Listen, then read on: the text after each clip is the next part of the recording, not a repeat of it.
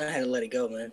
Shit was getting on my nerves. Welcome to Everything Pro Wrestling. Everything Pro Wrestling is a show by the fans for the fans, and this is episode 1 of Everything Pro Wrestling Connects.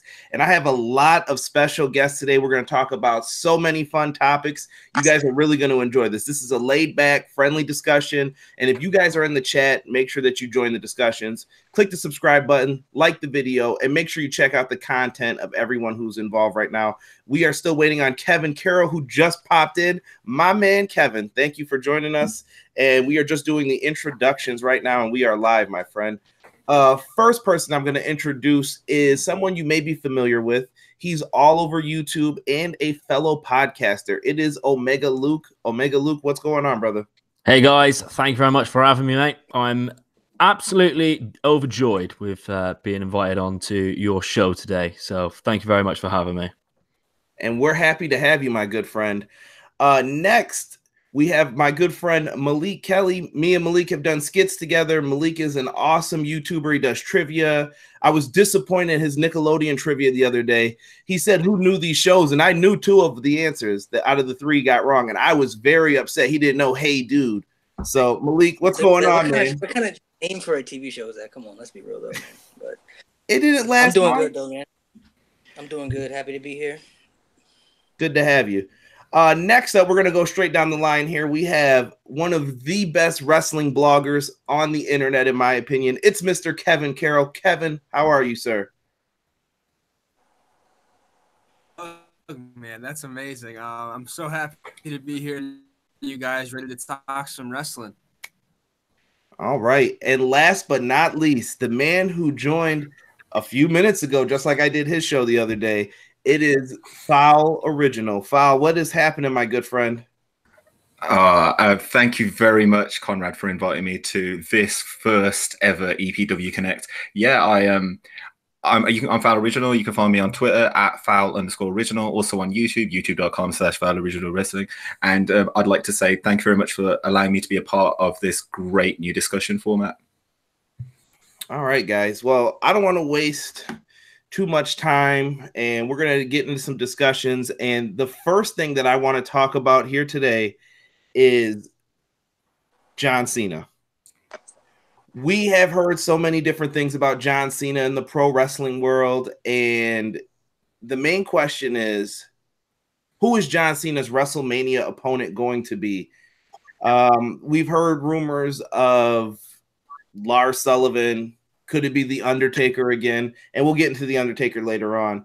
But what do you guys think? Who is the best opponent for John Cena if you're booking WrestleMania at this point? And I think we go straight down the line. Let's start with Luke and then go down the line.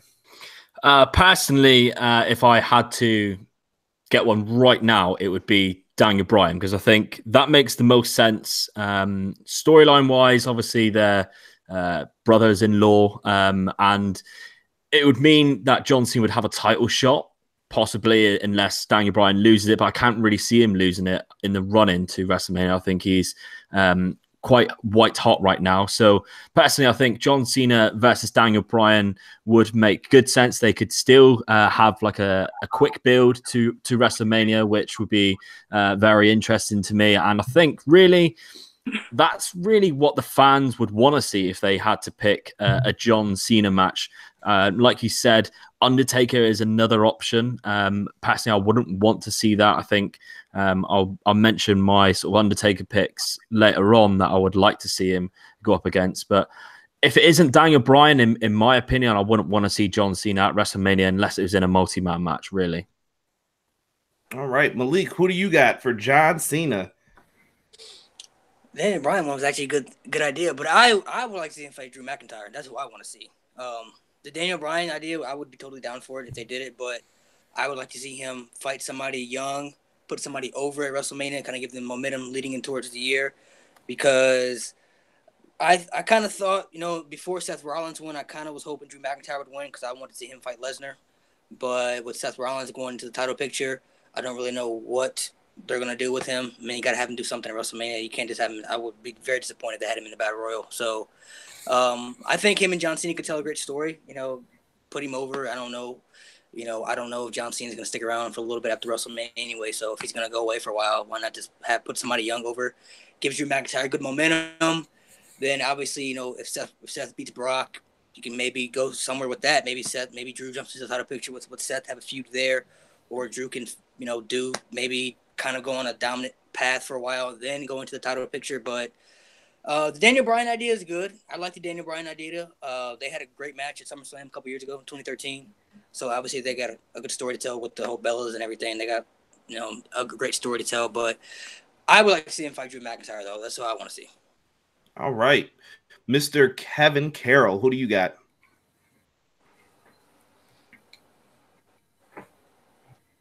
Kevin?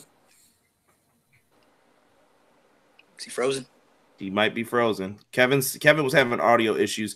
Let's go down to Fowl then. Okay, so Cena Mania. I think I'd like to see, and it might not work, but Cena versus Taker, because Taker hasn't, the match he had against Cena at WrestleMania wasn't the match we wanted to see.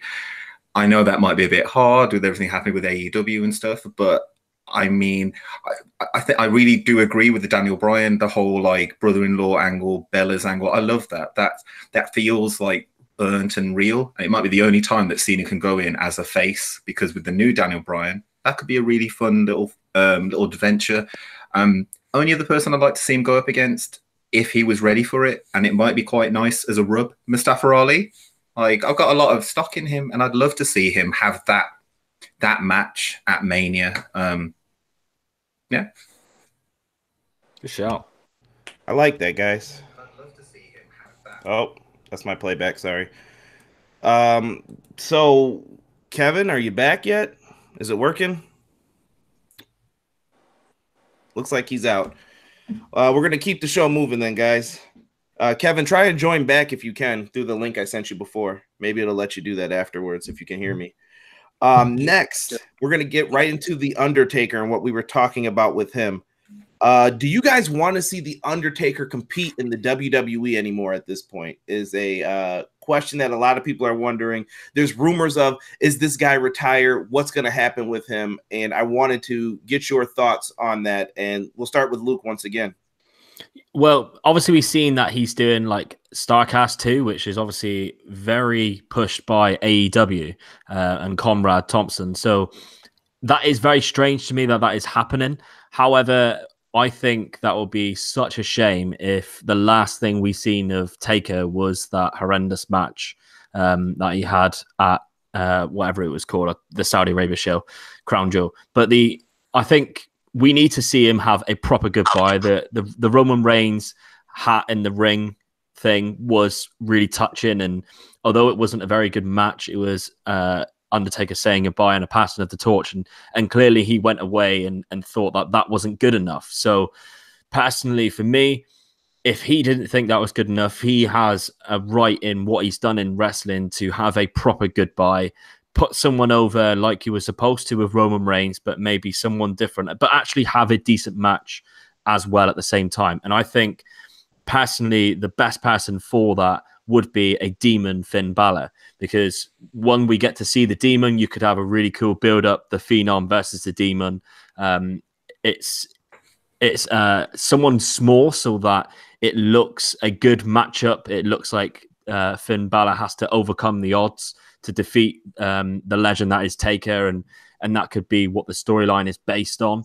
And if it isn't Finn Balor, then someone like Aleister Black, a call up to the main roster, or even just an NXT guy just having a match against Taker at Mania, just it's something different. And someone like Aleister Black, who's very dark and mysterious, and to have that match against Taker at Mania, I think would work really well. Personally, those be the two that I'd pick anyway. But I think the short answer is yes, we need to see him at least one more time at Mania to have a goodbye. I think definitely. I definitely could see something like that as we talk about The Undertaker here. Malik, who do you have as far as The Undertaker? Do you want to see him compete anymore? Who do you want to see him face if you do want to see him compete? What do you got for me? Obviously, as wrestling fans, we all have a mutual amount of respect for the Undertaker. You're talking about the greatest character in wrestling history. So, I mean, me personally, I wanted to see him retire a long time ago. You know, when his matches at WrestleMania started to kind of, you know, go downhill and he started to look kind of rough, especially against the Roman Reigns match, man. That was hard to watch. I felt, you know, like I was there live. I just felt like, I mean, I respect the man for still having the passion to do it. And, you know, I respect him, everything he's done for wrestling. But when I was watching that match live, I just felt so bad for the man because he's like, you know, he just wants to, he's trying so hard to put on the best performance he can. And Roman Reigns is trying as hard as he can to carry him through everything. But he's just injuries and everything. It was so bad. And, you know, obviously that match wasn't good enough for him to go out on. So he came back, and the Cena match last year was way too short to even go out on. So if he came back for one more match, I would like to see him face Finn Balor. Up until now, he's the only one that ever said anything agree with me. I've been saying that to people. Demon versus Deadman Taker would be great, and people were saying like that would be a terrible match, whatever. But for Finn Balor's size, I think Finn Balor and Taker could tell a great story, put on a great show. And, you know, Undertaker's going to do something big in his last match. He's going to do something big for the business. He's going to put somebody extremely over that he believes can be maybe a top guy in the business. We've seen him, you know, put Brock over at WrestleMania when the streak ended, put Roman over at WrestleMania. So he's going to go out in a big way. I don't know if it's going to be this year. There have been many times when we thought he's going to retire, and then he comes back. So who really knows? Nobody really knows when he wants to retire except for him. But I think Finn Balor would be the perfect opponent for him at WrestleMania. If not him, then John Cena. I mean, I thought that Cena should have retired him a long time ago. But if he's gonna go out in a big way, I think Finn Balor would be the right way to do it. Demon versus Deadman. That's tough, man. I know I got the Undertaker up while I say this. I wanted to get my little 2 cents in while we were talking about this, guys. Before we go to Kevin's opinion, with the Undertaker, I feel like he hasn't been the same since WrestleMania 26. As bad as that may sound, I felt Shawn Michaels kind of carried him through that match. Not to per se that the Undertaker couldn't do anything, but it looked like Taker was hurting, and Shawn was like, listen, this is going to work. I got you. We're going to make this good because this is my last match, and I got you. 27, he took a lot of abuse in that one. 28, he still did all right. He hung in there, but that's when he started taking more time off. The match with Punk put him in there. Punk carried him to a good match. Lesnar, he didn't look good in that match, I thought. 31, he looked better because he took a lot of time off again. But then ever since like 32, 33, and then 34 was just an onslaught like slaughter. And I just don't know about the Undertaker anymore. And there's rumors of him retiring, going into the Hall of Fame. I like the Finn Balor idea, though, that both of you guys have brought up, though. That's very interesting. Kevin, who do you have? What do you think of this one? You want to still see Undertaker, or are you done with him? Well, first off, could you guys hear me? Yes. Yes. All right, beautiful. Yeah, I still want to see Undertaker because I don't want Undertaker's last match to have been that crown jewel fiasco. I think there's be a better way for him to go out. I think he's got at least one more Mania match left in him. There's a very good one. I think on Aleister Black. I think they could tell a good story into a good match. I don't think there's any doubt about that. That's the torch and that sort of character to Aleister Black. Okay. So you think Aleister Black is the guy who could take over that spot? Is he better than Finn Balor, would you say? Personal, I would take Balor personally. They both bring great things to the ring, and when Finn Balor in mode, he might have the edge. Actually, I just wanted to be different from the rest of the. I don't know. I like the idea of an Undertaker Aleister Black match. Okay, Fowl. Last but not least, my friend. Excuse me. Well, I really seriously, I echo the sentiments of that panel, the rest of this panel. It's Balor versus Taker, Demon versus Deadman. that story's got so much in it already. You could bring in, say, like Jordan Devlin as like an acolyte of Balor. There's so many things that you could do with this. You could make it the last match he ever has and that passing of the torch. And I think that it's natural and it would seem very right as well. But at the same time, I don't want to see him have another match. Like, I know I said that I'd like to have him have a match against Cena. I think I kind of agree what you say, Conrad. Since that Michaels match, he hasn't really been the same. He tries to do big spots and he tries to do it and he kind of works it on I'm going to do one match a year and I'm going to just like try and blow everything else I've done out of the water. But it might be time for him to just hang them up. And if he has one more match, I think I totally agree. It would be Balor, Aleister Black. If they could fix him, maybe Bray Wyatt. I know that that's a bit, maybe that's it, but give the rub to someone, leave the business, kind of pass on the urn. That would be quite cool. I like it. Let's get to the next question that we're going to talk about, which is who is the next big signing for AEW? Now, I want you guys to put yourself in, I guess I'm asking you to be Cody Rhodes, the Young Bucks, and Brandy and Tony Khan and all them. Who is going to make that big impact that AEW needs so badly for this next signing? Like, who is that person that can actually do something in your eyes that will change AEW and make people say, hey, these guys are serious?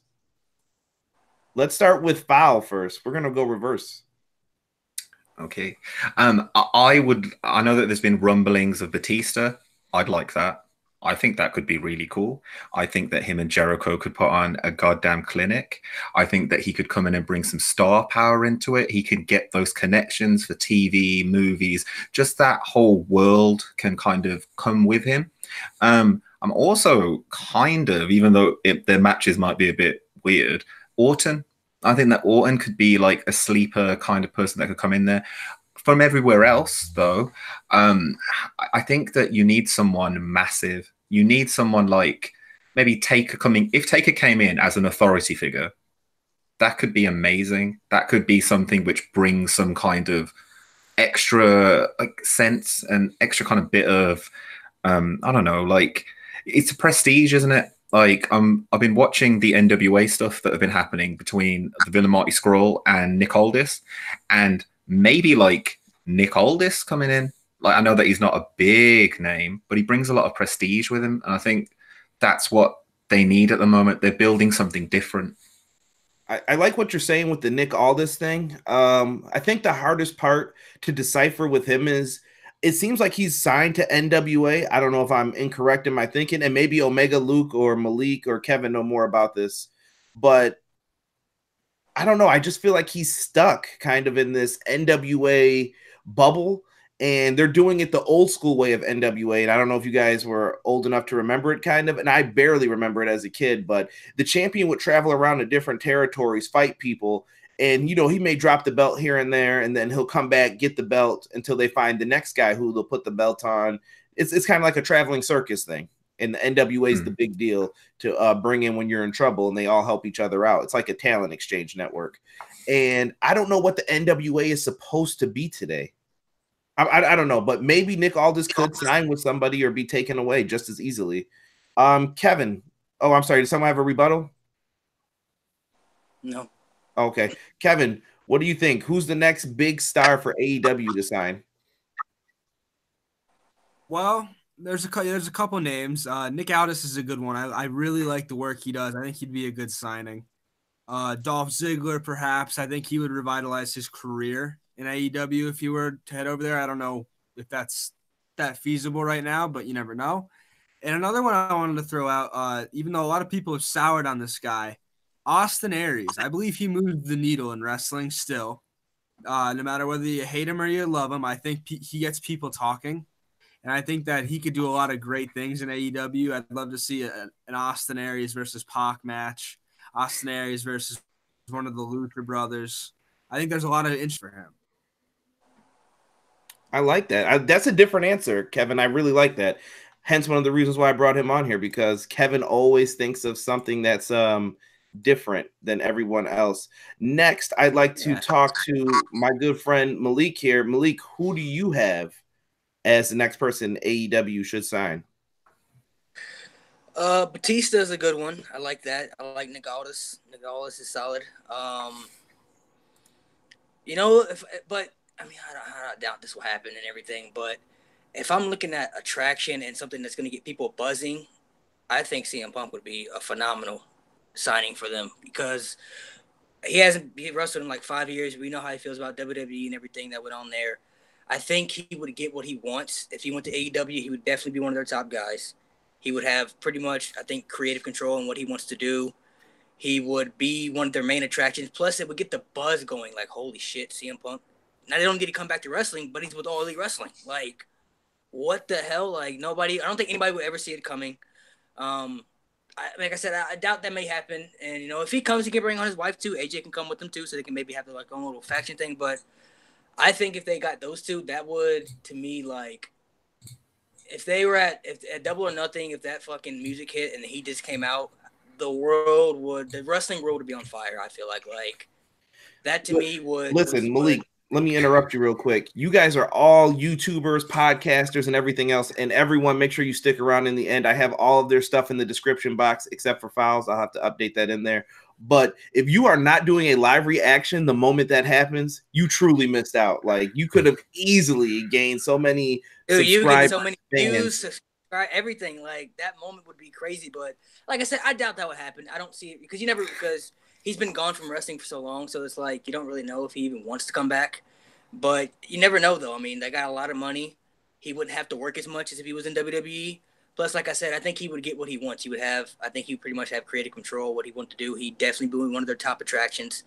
And I think it would, like I said, it would get the buzz going, man. Like, it would be like they already got Chris Jericho, which a lot of people didn't see. They got, Kenny Omega, which everybody pretty much expected. And now they got the Young Bucks, Cody. They got Neville, which is now, Pac over there now. So if they got Punk, to me, that would just be that would be massive. Man, I'm 100% behind Malik on this one. I agree. Casey Classic 7 in the live chat agreed. I had pulled that up before if you guys were wondering what I was looking at. Casey Classic 7 was in there. Really good choice. I like a lot of the answers that's going on. Omega Luke, I've been waiting for your answer. I know you got some fire for us. So what do you got here? Yeah, so hear me out. Don't think I'm completely crazy with this, but I did a video the other day on people who I think they will sign, and it's no one really big name. I think like Joey Ryan, Tessa Blanchard, those sort of names will eventually go there. But if you were to say a big signing, I don't know whether we will get another huge wrestling signing. We've already got Pac, Jericho, Omega, Cody. The Bucks really are considered like main event guys. So unless it was someone leaving the WWE or someone like Zack Sabre Jr., but it's all like contract is very difficult. But I said wrestler, and I said that very carefully because there's a couple of people who are rumored to be interested in coming into the world of pro wrestling. And one of the names who, hear me out, would be very weird to see just turn up maybe at Double or Nothing, maybe when they crown their first champion, is Conor McGregor. I mean, he already is a huge name in the world of anything. There's rumors that he's been training to do it for a WWE appearance, but what if those rumors are because he's actually training for a AEW appearance, and that's maybe someone that they could look at signing. But I think if you're going to get someone, another big name, I think the next big name, and Fowl mentioned it when he spoke about it, is going to be an authority figure, like a GM, someone like that. I think they're going to push for someone like a Mick Foley, someone like that coming back, a name who isn't tied to WWE anymore, but has a huge pull. Someone like a Stone Cold. Like, what's he doing now other than, his ranch thing, whatever he does, and his podcast? Cody speaks to him quite often. We've seen on his podcast, they talk. Why not, come in and do a GM role? That'd be quite fun. I like your thinking on this. This is very different. I'm still with Malik with CM Punk as the answer is who could really get the buzz going. But you brought up some good points about business sense when it comes down to it. Now, Conor McGregor as a signing for one match, do I think that's going to be worth it? Hell no. Because Conor McGregor is only going to come in one time and you're going to get all those buys, but who stays from his UFC and maybe boxing, so to speak, fan base? But Conor McGregor would be big, man. I think that would attract a lot of outsiders who have fell off with wrestling maybe to come in and watch it. You brought up some excellent points with that, and I like it. Real quick, guys, I do want to give a shout out to everyone who is in the chat who joined us. Shout out to Chris Williams. I appreciate you coming through. KC Classic 7, Derek Shelton, Everything College Basketball. I appreciate them. They are from our sister site. So thank you guys so much. Connor's Live Reactions is also in here. Good to see you guys in the chat talking. Make sure you guys are giving answers too. I'll come back to you guys and read some of your stuff here. But I'm going to get a quick drink from the red cup of doom after this next question. I know so many people like to mention, why do you always have that big solo cup? And you're probably wondering what's in here. Well, you'll beer never pong. Got some lean in there. Got some lean in there. Yeah, I played beer pong on a door once. It was great. Like on a door, just set up, just a big front door, played beer pong. That was a great party. Fowl, do you remember that party? I had to drink for my partner because they were driving that night. So I took a lot of amber flavored bullets that evening. I don't remember a lot after the beer pong. Guys, we're going to switch gears. I know we talked a lot about WWE and AEW. Let's get some New Japan in there. Shout out to Wilfred Watches. Fowl, you're going to be on his podcast later, aren't you? You want to give a little quick plug before I ask this question?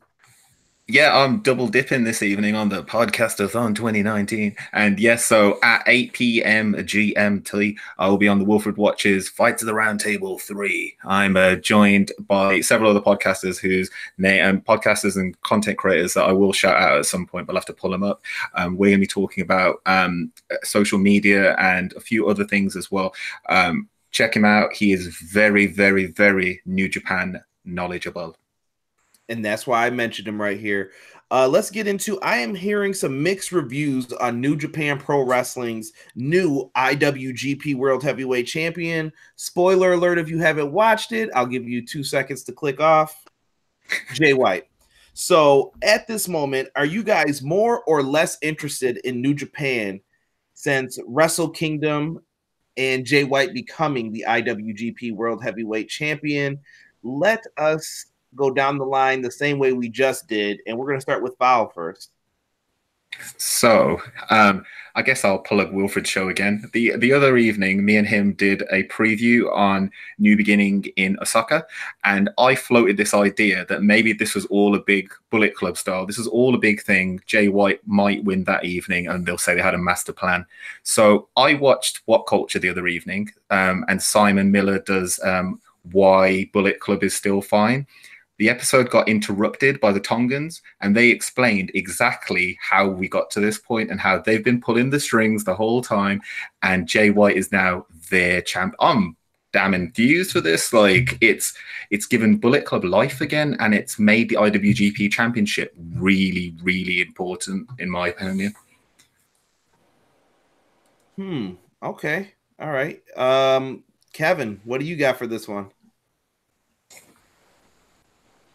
Yeah, I've slowly been to come around on the Jay White train. And when I first started watches and his stuff, I really wasn't into him too much. Didn't think he but his worst year, you can't deny how good it's been, right? I was a bit shocked that he won. I thought the belt for a little bit longer. And so I am excited, maybe more so than I've been in the last year or so. I'm excited to see where this goes, and I'm excited to see who takes the belt off him and how they do it with his Bullet Club cronies in the background. Yeah, I gotta be honest with you guys. I know I'm jumping in here in the middle, but Jay White I did not expect this to happen, like you said, it's that quickly. Like, I knew Jay White was eventually going to get to the title because they've been pushing this guy since he was a young lion. talking big about him. And I remember seeing him in Ring of Honor before he was the Switchblade and everything else. And, you know, I kind of didn't see it. And I'm starting to a little bit more, but it's still wondering. But enough about me. Let's go to Malik for his thoughts. I love it. I like the whole Switchblade gimmick. I've been a big fan of him in New Japan since I started watching. I've been, like you said, Conrad Washington, Ring of Honor before. But like Kevin said, I'm interested to see where this goes, though, man. I don't know where this kind of leads to. Don't really know what this means for him. Like I was shocked when I didn't see the match when he won. I'd kind of seen it all over social media, so that's how I found out. But I was pretty shocked by it. But I'm interested to see where this goes. I like Jay White a lot. I like the whole Switchblade gimmick. I think he's really good in the ring. This is my opinion. But I don't know exactly where he goes from here, who he works with as down the road in New Japan. But you never really know, though. I mean, maybe somebody like Kota Ibushi. I don't know if they're gonna put him up there, but I mean, I would be down to see that match between him and Kota Ibushi. Maybe another rematch with Tanahashi. Maybe, you know, Naito. Who knows? I don't really know. Maybe Okada. Maybe him and Okada have a feud again. I don't really know what this means for him, but I like the move, though. I think it gives a lot of buzz, a lot of buzz around New Japan right now. Because like you said, not a lot of people saw it coming. You know, we were all pretty much surprised by it. So I think it gives a lot of buzz, and I like the move. Okay, Mr. Omega Luke.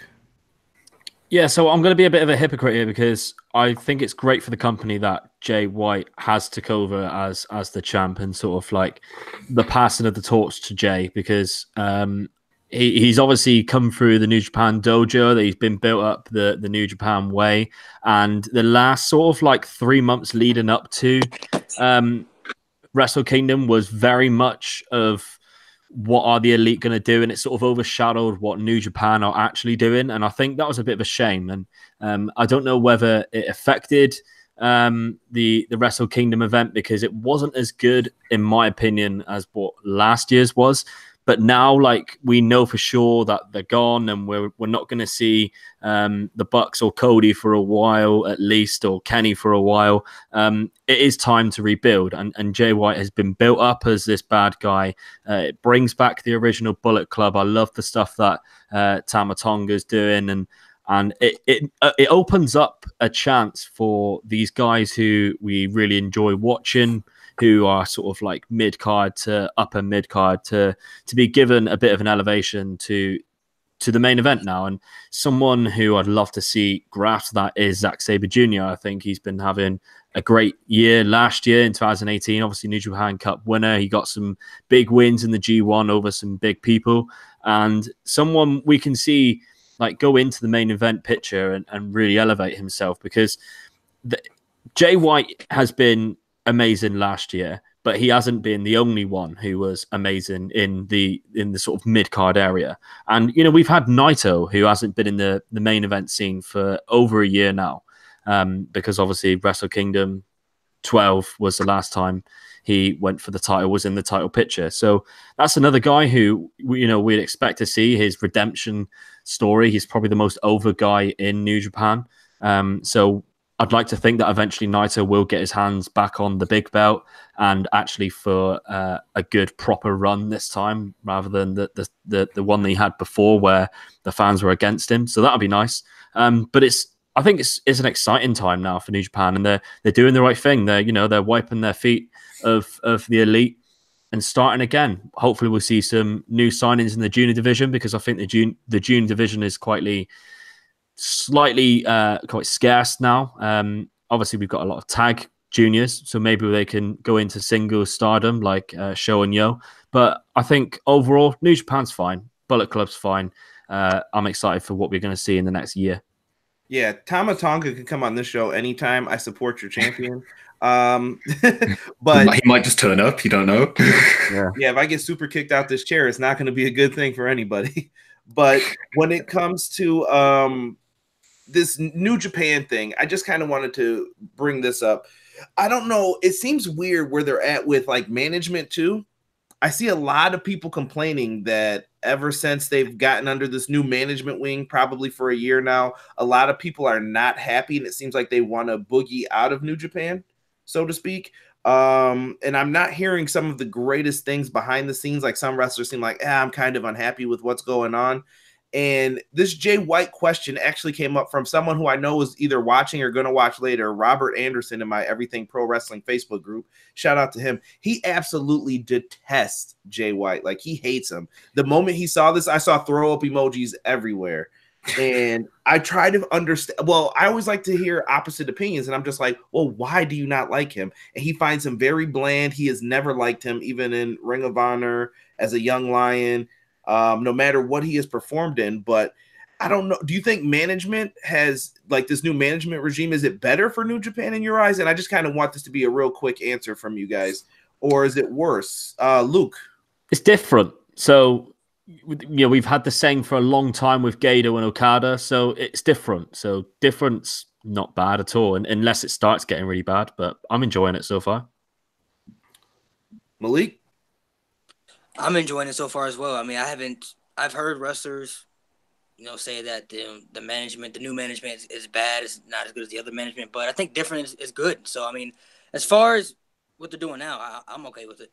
I mean, like you guys said before too, a couple points to that. So as far as they have been able to put Kota Ibushi pen to paper, not many have been able to do that. So they've made a right move there. And I feel like they're also not doing that reliance on the Bullet Club as much, because at some point, to any American wrestling fan or somebody, I go to Ring of Honor shows a lot. And when I would go and see someone at one of these shows, they would talk about, man, I love New Japan. The Bullet Club's so sweet. And I'm like, yeah, but they got Roppongi Vice or Roppongi 3K. They got a bunch of other great people. And they're like, yeah, but the Bullet Club. And that's all they really knew. And you kind of always hope that it would be better than that. Kevin, your response to that? Yeah, I definitely am enjoying where they've gone since undergoing new management. I mean, Luke said it himself. Different isn't bad. Different could be very good. I think they're doing a lot of out of the box things now, and I think that Jay White as champion is a bit out of the box. I think that it happening so quick was a shock to some. I don't hate it. I think they're doing good things. Great, the Ibushi, which is like almost impossible over the last 10 years. Okay, and Mr. Fowl, what do you think? I'm going to pull a devil's advocate here. Why not? So I really like what's happening. That's fine. But, and I don't see any problem. The Bushi thing I think is great. And the fact that it is different, like I totally agree that we need a little bit of change. But I can see maybe a few of the stalwarts maybe starting to disappear because it seems more restrictive. That's what it seems to be. It's like, that you sign for us now for a few years. It's not just a 1-year deal anymore. And maybe a few people will start to just disappear. Very, very different. I like that. It'll be interesting to see where New Japan winds up in the future as far as what happens. And maybe people change their tune to management. Like I said, some people don't like change at first. I'm one of those people. But eventually it can grow on me. And I'm like, this was for the better. I just couldn't see it at that time. Let's get into our next subject, which is the women's tag team titles. Now, this is where it may get a little controversial. I'm pretty sure some of the live chat are going to disagree with me, but let's talk about them. We're going to crown new champions this Sunday at the Elimination Chamber. I will have a review live after the show. With Malik will actually be on that show along with Bryan Williams. So make sure you guys join us if you want to talk about the Elimination Chamber. But let's talk about this women's tag team title. It came out of nowhere on a moment of bliss, and they are trying to promote these belts, and there's going to be a chamber match with all the women in it, tag team title match. Are these titles a necessity right now in WWE with everything that's going on, totality for the company? And let's start this one off with Malik. I think so.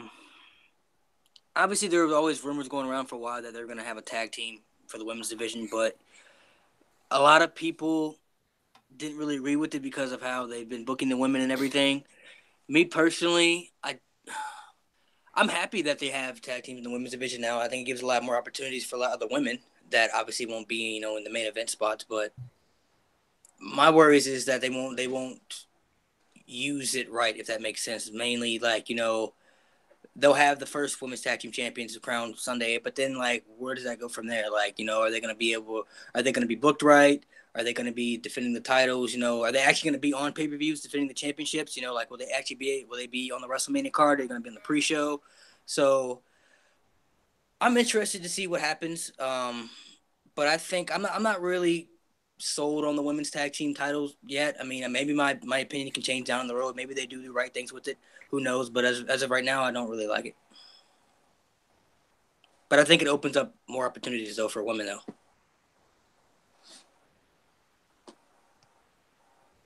Let's go to Kevin next. Kevin, I want to hear your thoughts on the women's tag team titles. Are they a necessity at this point?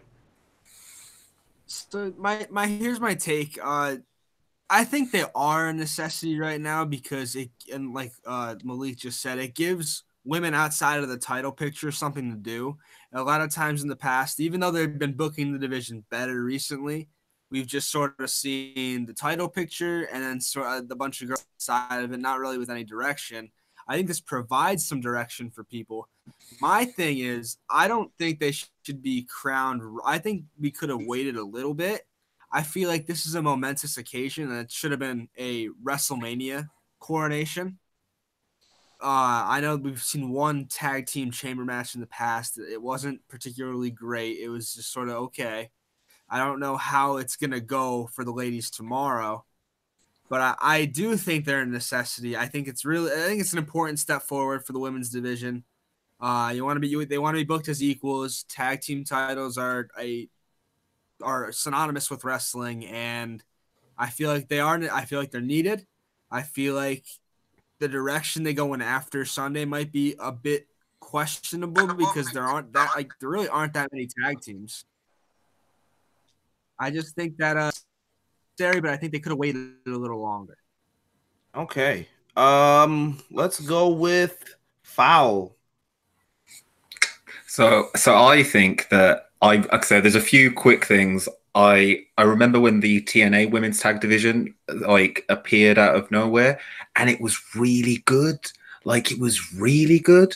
There was some really good matches coming out of it. There was talent that was being used that wasn't being used at the time correctly. And I think that it really, really worked. My major kind of worry for this, and it's something that Kevin said, is that after this Sunday, are those going to be treated the same as the normal tag titles?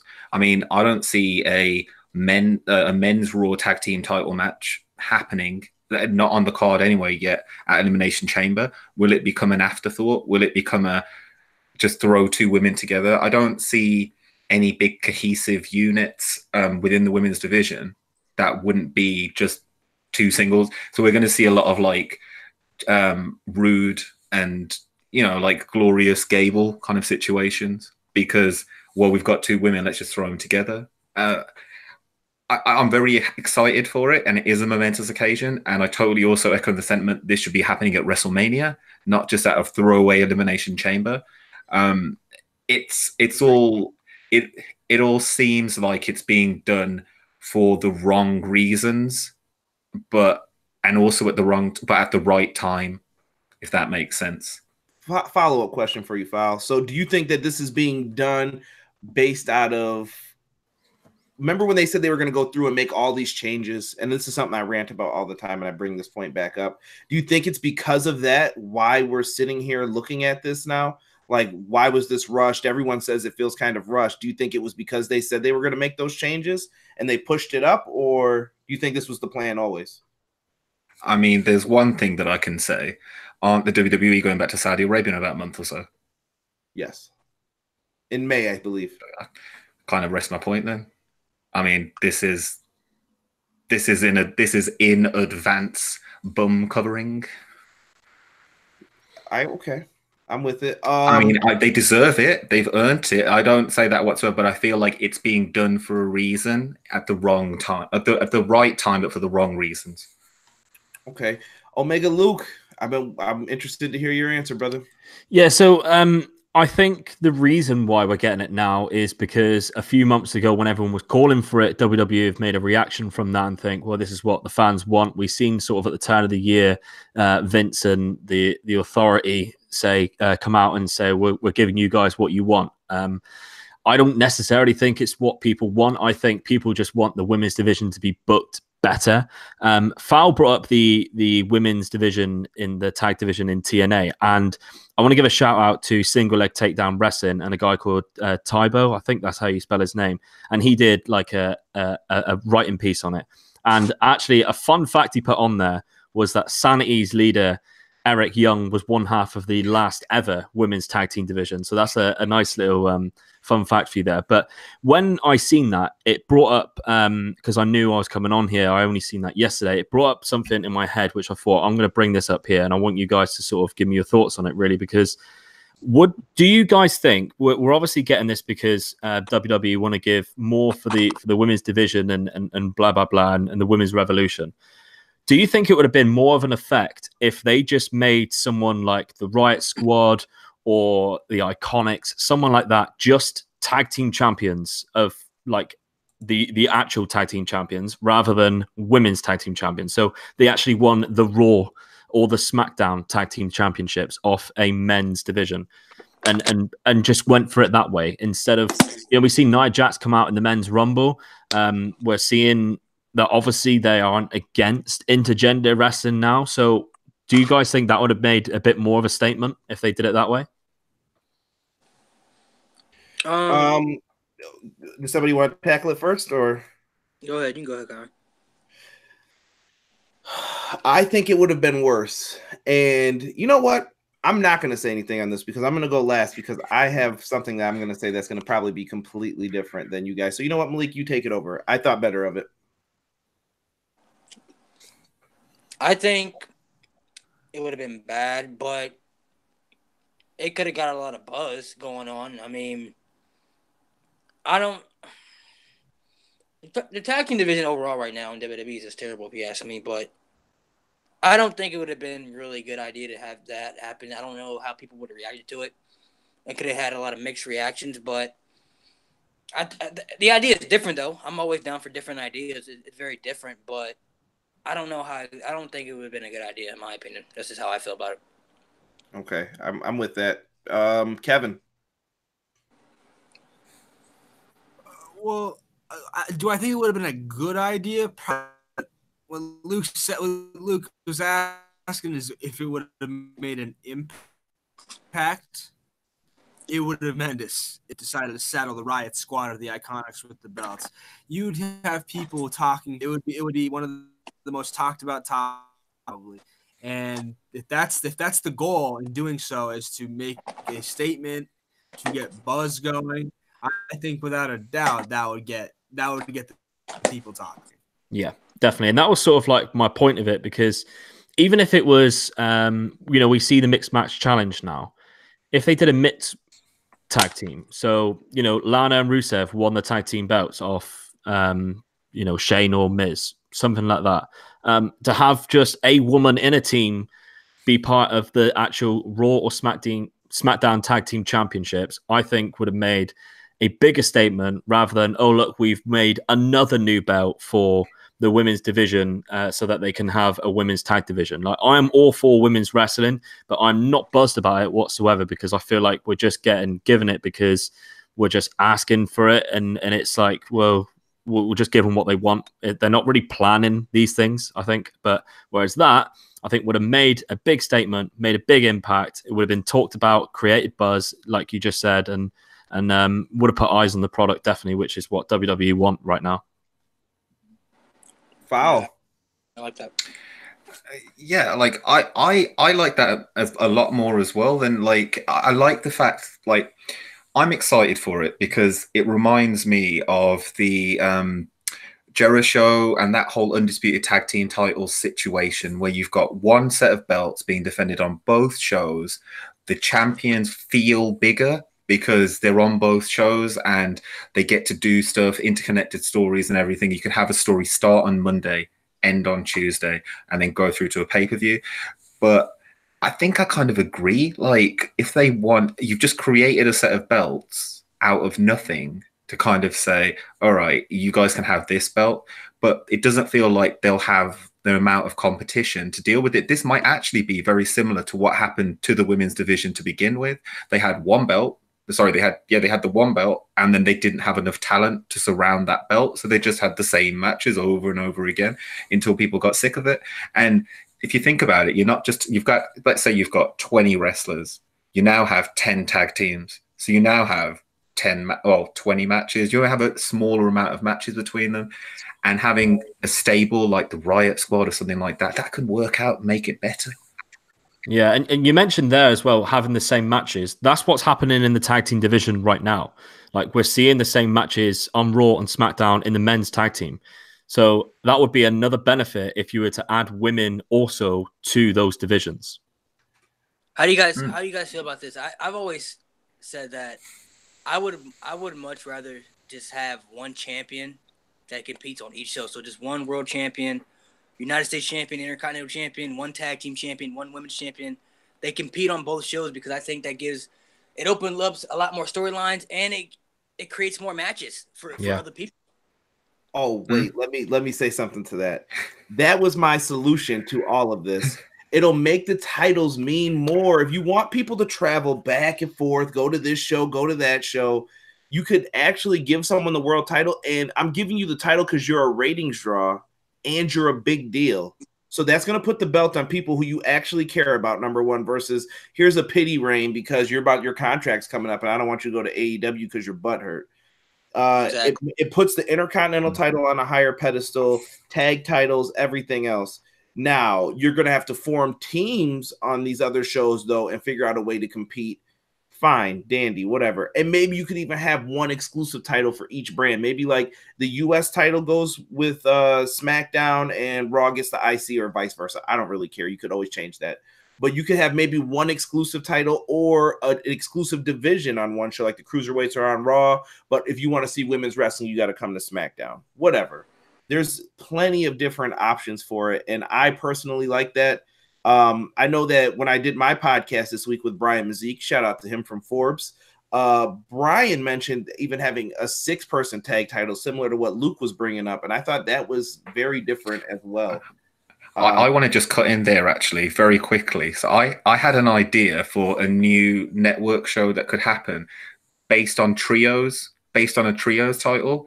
And you could have that as a tournament, which went on weeks after weeks after weeks, very similar to like the Dusty Rhodes situation with tag teams. You have trios, you'd get in, you'd pull in people from Shikara, you'd pull in people from ICD. Every single major promotion would be happy to come in as trios, and you'd solve a lot of these problems with Sanity and a few of the others. And that would be awesome. I'd watch the hell out of that. I'd watch the hell out of that. Every week, I would totally watch that. Definitely. Hold on, let me cut in real quick. I have to do I'm an indie fan voice for this. So you mean to tell me that you guys are going to steal ideas from Lucha Underground when their talent are going through contract disputes and they did that first, right? And people are going to say stuff like that. But you know what? If you can do it better than them, do it.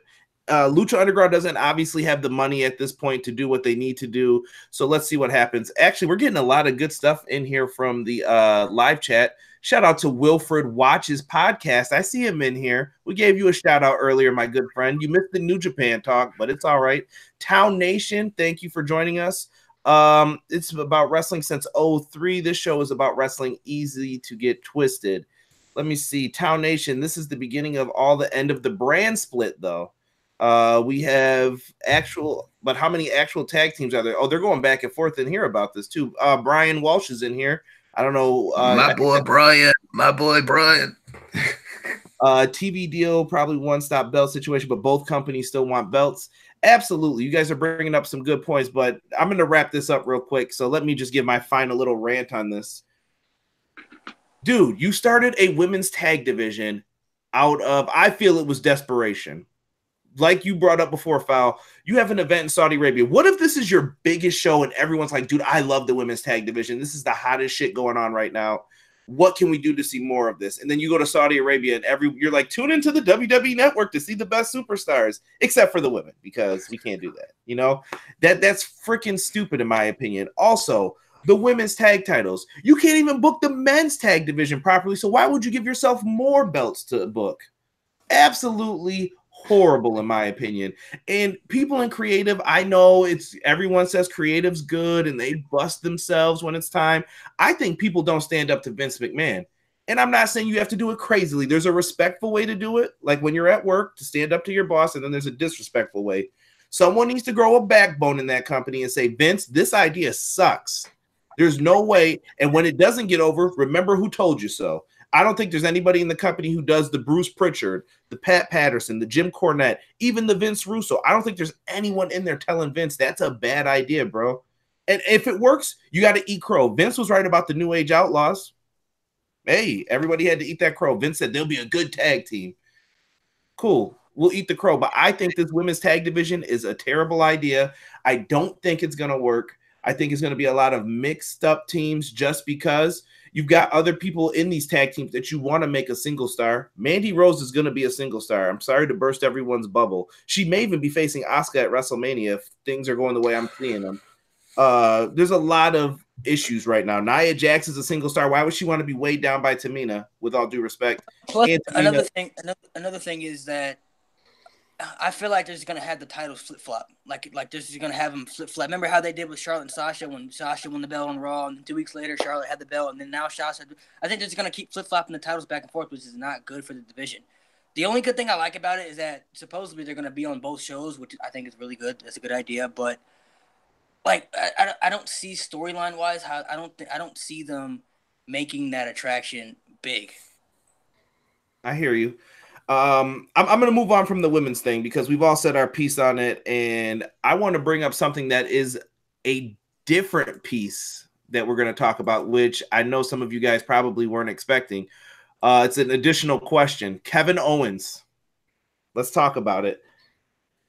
What do you guys think of his return? Does he come back as a babyface or a heel? Because I feel like the product misses him. I've never been so interested in seeing someone cut a promo video on their cell phone and then watch the man bowl a gutter ball. I was like, no, stay with Kevin Owens bowling. Don't go back to Monday Night Raw, please. I would rather watch him bowl right now. Let's start with Kevin first on this one. I'm a big Kevin Owens fan. Not going to lie. I can't have missed him so much. I think he'll come back. I think they're gonna do something different with him. I think he's gonna come back as a good guy that lent the bowling video, the family man sort of thing.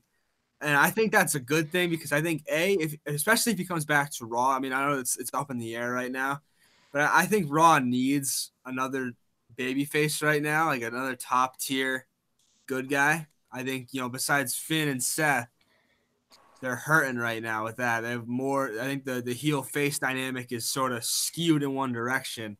I think he'd be really, really good. And no matter what he does, no matter how he comes back, there's a good guy, a bad guy, somewhere in the middle, whatever. I think he's going to bolster the division in a much needed way. Kevin, I absolutely enjoy that. Let me just read. Town Nation said, Owens, I can't wait to see him back. Owens/bowling was brilliant. He's the missing piece, from Raw, I think. Babyface or heel, he'll help keep me interested and intrigued to see how he's booked, though. Let's now go to Luke. Let's see what he's got here for this. Yeah, so I'm missing Kevin Owens as well. I'm in exactly the same boat as you, and I think he'll come back to a huge ovation. So putting him as a heel would be a big mistake. I think you want to ride that ovation and use that sort of momentum whenever he comes back into his next steps. And so bringing him in as a face would sort of help that definitely and help his momentum. And I think he could be like the bit on Raw which breaks up the seriousness every week and have a little bit of fun, a little bit of comedy with Kevin Owens. We know he's got that in them. Even when he is a heel, he's hilarious and one of the funniest parts of Monday Night Raw. And right now, Monday Night Raw, I'm struggling to watch it every week because it's It's 3 hours of the same sort of stuff, and we need a Kevin Owens to break that up. We need someone to come in and either make fun of himself or cut a funny promo and make fun of someone else. And Kevin Owens is the perfect guy to do that. Who I'd like to see him go up against is hard, because if he comes back really soon, I think you stick him in the multi-man match that they're bound to have either SmackDown or Raw for the IC or the US belt, and you make him win that, because that's a massive return. Everyone would love to see it.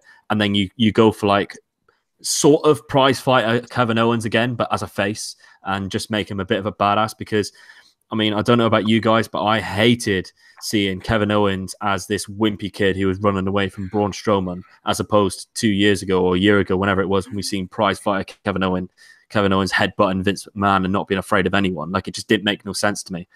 So I want to see him come back as a badass, but as a badass face, and make that work with a nice mid-card run to see how he goes before we sort of realize again that he is one of the best parts about this company, and elevate him back to the main event. Real quick, before we get to Malik's point on it, I put up a picture that you guys can all see. That's how Kevin Owens looks today. He has dropped a considerable amount of weight, and I think that was part of the problems with the knees. I'm a big guy too, so I know exactly how that is. If you're the fan in this picture, you can send me my royalty check later, because you are now going to be famous. But looking at this with Kevin Owens, I really wanted to go back through and ask you two who just answered, Kevin and Luke, is Kevin Owens in need of having Sami Zayn with him still? I know that's been like the storyline that they have went with. Is it time to separate? I thought it was before this even, but they've kind of forced it each and every time. And maybe he's keeping Sami out of trouble. I don't know why they do that, or I don't know. Sami Zayn feels like the Christian. They're like Edge and Christian to me. They both are tremendous talents if used properly, but they see Kevin as the Edge, Sami Zayn as Christian. Horrible. I keep them like really far apart. I'd even put them on different brands, because I'm sick of seeing them two together. I don't know about you, Kevin, but that's just not something I want to see. I want to bring them back separately, so they're not sort of linked in that way, as in, or they came back at the same time, they went away at the same time, they came back at the same time. Keep them apart completely. Keep them on different brands, and just not even reference each other. Like, keep it like that as well.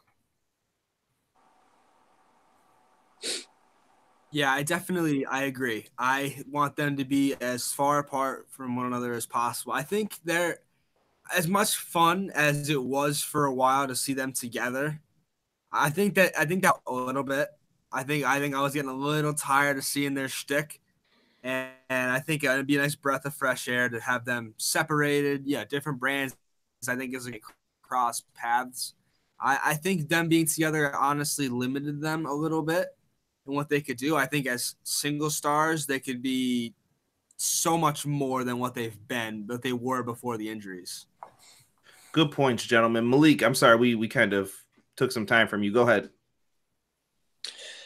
Yeah, I want to see Sami Zayn and Kevin Owens far apart. I don't want to see them together anymore. Have Sami Zayn go to SmackDown. Kevin Owens, to me, needs to be on Raw, because to me, it seems like ever since they lost Roman Reigns, they have no idea who they want to be their top guy. They just don't know. They don't know if they want Seth Rollins. They don't know if they want Braun Strowman. They don't know if they want Drew McIntyre. Obviously, Vince McMahon loves Brock Lesnar, but he's never there, so he can't be your top guy. Kevin Owens, I think, should come back as a babyface. I love heel Kevin Owens, but I think it'd be something new for him. Don't know who. It's hard for me to say who. Maybe he comes back. I wouldn't mind a Kevin Owens Drew McIntyre feud. I think that'd be a pretty good feud for him to come back into. Maybe, I don't know. There's so many people that he could work with that they're mainly baby faces, but I would like to see him come back as a heel. I desperately miss Kevin Owens, and they could use him a lot on Raw right now, definitely for ratings and better quality, better storylines. But to me, it just seems, like I said, it seems like ever since they lost Roman Reigns, they just don't know who they want to be their top guy, because obviously Roman Reigns was their top guy, but now that he's gone, they just don't know who they want to be their top guy anymore. So with bringing Kevin Owens back, I think it just makes the product better. I'll just say that. Good point. I like that. Fowl, let's go to you. Same question too with Sami Zayn. Okay, so first of all, I would like to see Kevin Owens just bait and switch us. I want him to come. I kind of agree with everything about like Luke saying about him winning a major title and how everyone's saying that it would be great for him to come back as a face. Let's let him come back as a face, win that match, and then just heel turn straight away. So we've had like a few weeks of, oh, he's so much nicer now. The Sami Zayn thing, I like seeing him with Sami Zayn, but I was getting tired of it. Like it seemed like they could. I saw them on the Edge and Christian show the other day, and they did a segment where they did a French podcast, and they were just ripping on Edge and Christian, and it did feel like Edge and Christian. And I think I totally agree with Sami Zayn being the Christian and Owens being the Edge, and maybe keep them apart a little bit, keep them on separate shows, not let them reference. Maybe they could have little in jokes every now and then, but it would be in the middle of a promo, like shout out to my boy Sami Zayn, or shout out, but keep them apart because it really hinders Sami Zayn's progression being with Owens. Because Owens, you look at both of them and then you give Owens like, you give him the bigger stock and star power.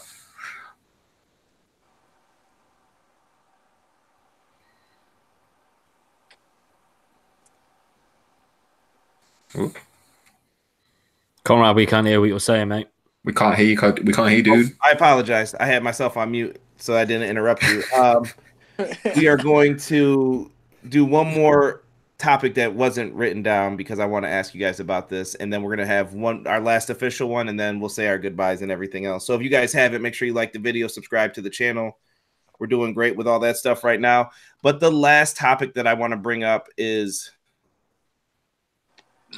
Kurt Angle, the last topic that's just kind of free talk. Kurt Angle is rumored to have his last WrestleMania match at this time. Who do you guys think Kurt Angle should be fighting at this time with his current ability and skill? We've all seen Kurt's lost a step a little bit. He's got a lot because it was mentioned before about Braun Strowman, Drew McIntyre, and Baron Corbin. I'm sick of all those guys even being around each other. I'm so done with it. I'm tired. It's tired. It puts me to sleep when it happens on Raw. It's bad, real bad. So let's go down the line here, starting with Luke. Who do you guys want to see fight Kurt Angle at WrestleMania if he has to have a one-on-one match? Oh, that's difficult because personally, I wouldn't even want to see it.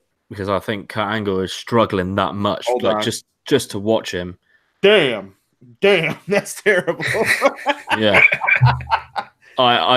he is struggling so bad. Like he can't even move, like walk without it, like looking like it hurts. So it's uncomfortable for me to watch him have a match anyway.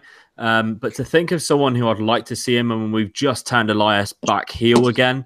So if it was with anyone, maybe a quick match with Elias and sort of put Elias over because, you know, Elias hasn't really had that rub with anyone yet. He just comes in places where he's sort of like the third wheel, like with the Cena Undertaker last year. He just never really has a feud either. So maybe having a feud with Elias where there's no matches that you can just do every week, just have the Elias and Kurt Angle segment leading up to their match at Mania.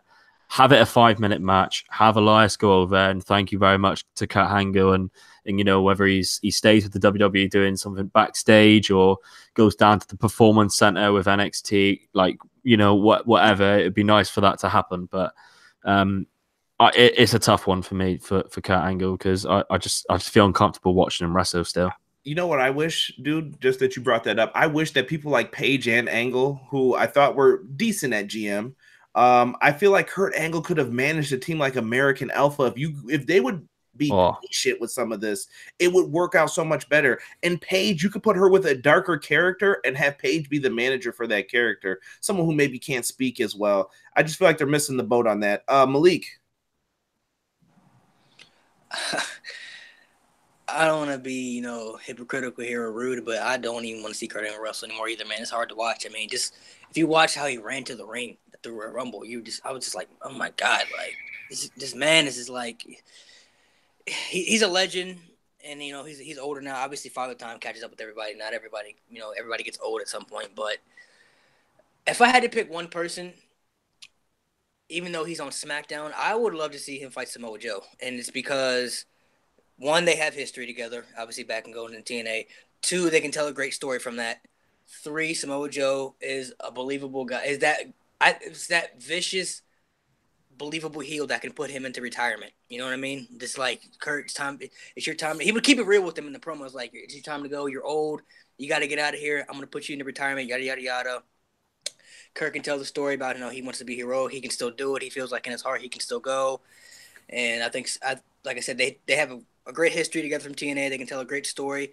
I don't know how good the match will be because, Kurt's conditioned, but I think Samoa Joe would be a good fit for Kurt Angle to go out on. I think Kurt Angle would be happy with it. Him and Joe they're good friends. He respects Samoa Joe. He likes Samoa Joe, and I think it could put Samoa Joe in a better direction than they're doing with him now too as well. So I like that, and I think Joe and Angle had those classic matches in TNA. Maybe they could work some of that magic into the motivation for it. I like that. Kevin. Well, scenario, I don't think it actually happened because of injury, but I really think that if we're to have one more match, and I'm gonna just agree with everyone in saying that I don't even want to anymore. I'm over it, to be frank. But really cool to have the Kurt Angle, Jason Jordan story culminate in one match at WrestleMania, sort of like the quote unquote father versus son. You put Jason Jordan over in a big way. But I don't think he's going to be cleared, if ever cleared again. So I would say, in light of that, I think Drew McIntyre would be a good candidate. He ran through Kurt months back. I think you could do something where Kurt Angle gets a lot more offense in, makes himself look better, hopefully, because he doesn't look that great right now, and then ultimately loses and puts Drew McIntyre over on the grand stage. I think that's the way I would go. I like that. I think Drew McIntyre is another possible opponent for him. I just feel like he's not in a good spot at this moment, personally, with the whole Kurt Angle thing. I don't know, man. I feel bad for the dude. And everybody in here so far has said they don't want to see him foul. Do you have any hope for Mr. Angle, or are you done too? I feel like yes. I echo the sentiments of the panel itself. Like I totally don't want to see him have another match. Like, because he does look like he's in pain. He looks like he's just going out there because he wants to have that one last match. But there's 2 dream matches in my mind that would be a great way maybe to like bookend his career. Whoever wrestles him next is going to be retiring him. I totally agree with that. Why don't we give him to Lesnar? Why don't we feed him to Lesnar? Why don't we let them have that WrestleMania rematch? Let them have that match for the title. Only if Lesnar does the shooting star press. That's it. Yeah. Exactly. And like, it's a dream match. Yeah. Like, it probably wouldn't happen because Lesnar would go out and kill Kurt Angle legitimately in the ring.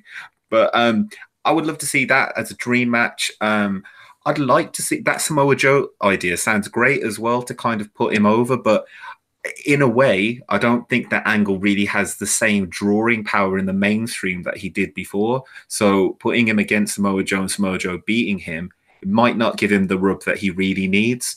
But that would be a goddamn stellar match. And they could work around the injury. They could work around all of that. I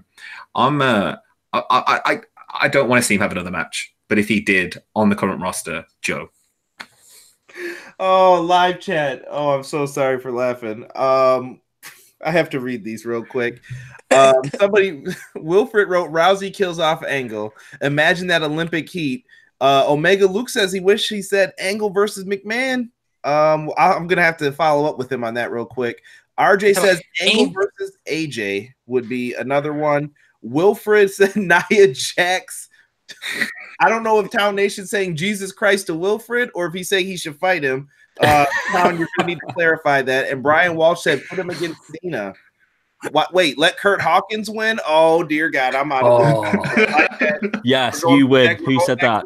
Town Nation, you win. I think Cena could be another. I think Cena could be another good one too. But I would much rather have Cena do something different at WrestleMania. But I mean, I don't know. All I know is I hope WrestleMania is his last match, and I mean that with all due respect, Mr. Kurt Angle. You're a legend.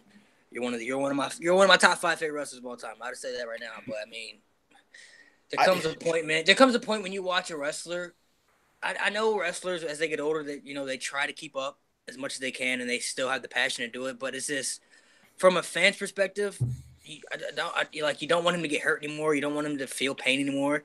And it's like he has nothing else to prove anymore in wrestling. He's already in Hall of Fame. It's that high though. It's like why Undertaker and them keep doing it. Undertaker said a long time ago in interviews from like early 2000s that he planned on retiring. Yeah. Yeah, they're all in that same boat. They get that high from performing. It's why you see older groups. You got to be like Mick Jagger performing at the Super Bowl. It's the exact same thing. Like, why are those old dudes out there? They have enough money, but they get the high from it. You can't let it go. You got to be like Stone Cold, man. When it's your time to go, you got to realize it's your time to go. You just got to step away. Well, Stone Cold made a lot of money too, but Kurt Angle has too, though. Yeah, absolutely, he has. Yeah, but he's got a lot of alimony to pay as well. True that. Yeah. But I think this with Kurt Angle, I think he does deserve to have a last match. I think he has earned to have that right. Same with Undertaker. I really want him to have a retirement match or a same with Vince McMahon. Huh? Same with Vince McMahon. You think it's time for him to stay out of the ring? No, he needs to have a last match. Kurt Angle, come on. Oh wait, I've got one more.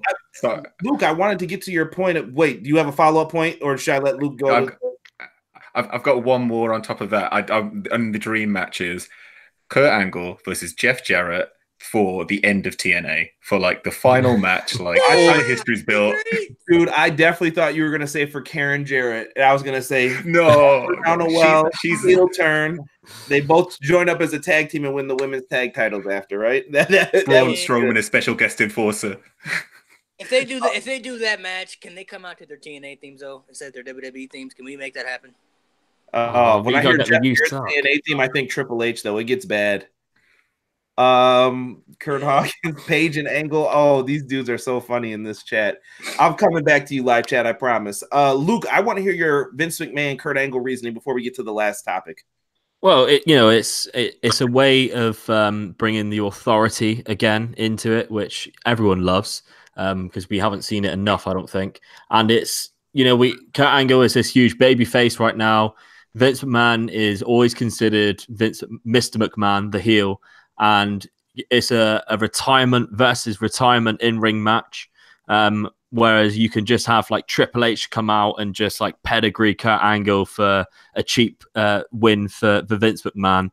Vince McMahon gets carried out of the ring, and Kurt Angle can have his goodbye in front of the WrestleMania crowd because he's done us proud over the years, and it's a nice way of saying goodbye. But just having another match for Vince McMahon is something everyone would want to see, I suppose.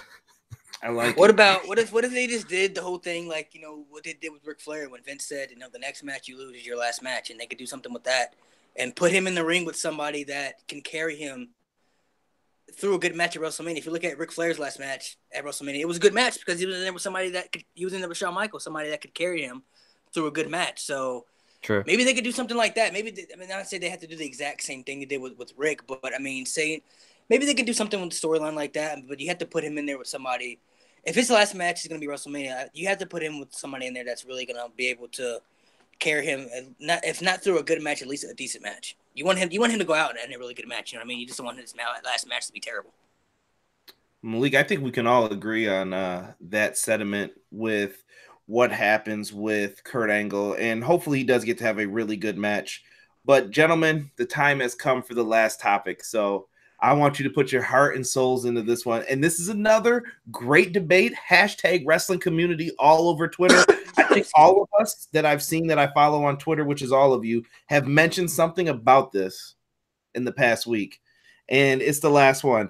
Becky Lynch, Charlotte, Ronda Rousey drama that's been all over Twitter. We probably lost subscribers, gained subscribers, and had people with their flaming internet keyboard fingers typing away. Shout out to Schleg Daddy for that one. With the whole Charlotte, does Charlotte deserve to be there? I kind of just want general thoughts about this. I think it's going to main event WrestleMania personally. I think that this has the potential to be a tremendous match. I talked about it on my podcast with Bryan Mazik, so I won't say too much unless it echoes my sentiments. But I'm going to start with Luke. This is the last topic. We're going down the line, gentlemen. What do you say? I think it's a yes and no situation whether Charlotte deserves to be in this match, because Becky has overtaken Charlotte in popularity wise for what people preserve as the best of the women's division right now. You know, a year ago, when you say who's the best in the women's division, everyone used to say Charlotte. Whereas now Becky as a character and as a wrestler has just come on leaps and bounds to the point where performances are overshadowing Charlotte. But Charlotte is the reason that we are talking about a women's match for the main event of WrestleMania. I think the whole plan was to have this huge Charlotte versus Ronda match a long time ago when Ronda was first sort of training at the Performance Center to become a wrestler before she ever started weirdly pointing at the WrestleMania sign at the Royal Rumble, but had nothing to do with the title match itself. I think that was always in the books for it. For this WrestleMania that we are coming to right now. And unfortunately for WWE, because it always happens to them, they're just very unlucky with it. Their plans are scampered because Becky Lynch decided to turn it up to 11 and become the hottest thing in wrestling, not just in the women's division. Like the hottest thing in WWE has been Becky and has been for the last 5 months. So I think they're sort of they're toying with the idea of, well, would people still want to see Charlotte in the Mania main event? Because personally, I agree with you, Conrad. I think this will be the WrestleMania main event. I think it's the perfect opportunity for it to be the main event this year, because no one wants to see Brock Lesnar in it again. And Becky should be in it, but Charlotte also deserves to be in it as well. And if I had to book it myself, I wouldn't have Charlotte in it. I'd just have Becky versus Ronda, but I can completely understand why we're potentially going in for a triple threat match as the main event. And I'm not going to be disheartened by it if it is a triple threat match. I'll still be exactly excited to see it as I would be if it was just a singles match. But yeah, that's really I'm sort of on the fence of it as a yes and no, really.